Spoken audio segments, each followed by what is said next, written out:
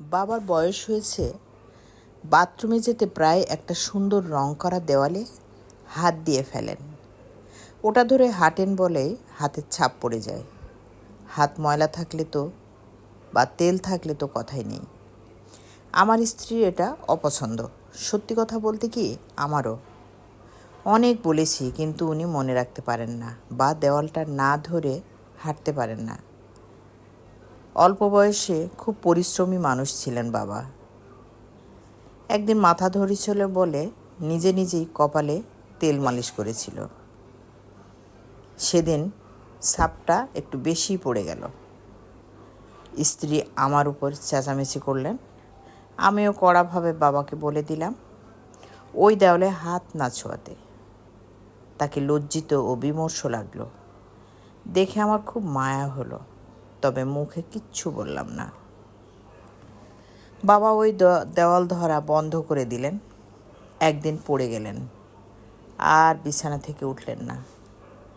কিছুদিন পরে আমাদের ছেড়ে চিরতরে চলে গেলেন।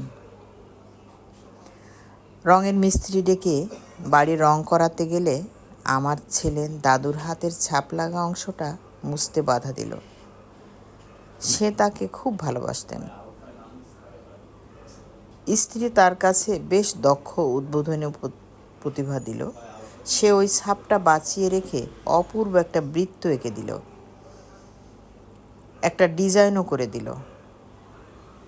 এরপর যত মানুষ আমাদের বাড়ি আসতো ওই জায়গায় শিল্পকর্ম দেখে একটু প্রশংসা করত।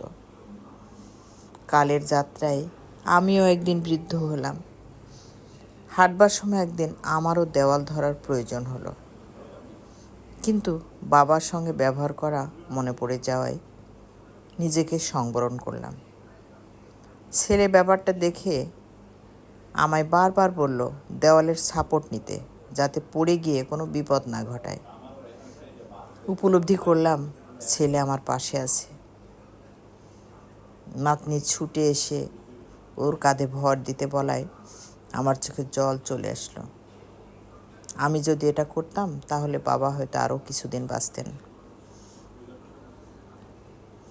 নাতনি যত্ন করে সোফায় বসিয়ে ওর ড্রয়িং খাতা দেখালো, যেখানে আমার বাবার হাতের ছাপের ওই দেওয়ালটার স্কেচ এঁকে ও উচ্চ প্রশংসা পেয়েছে।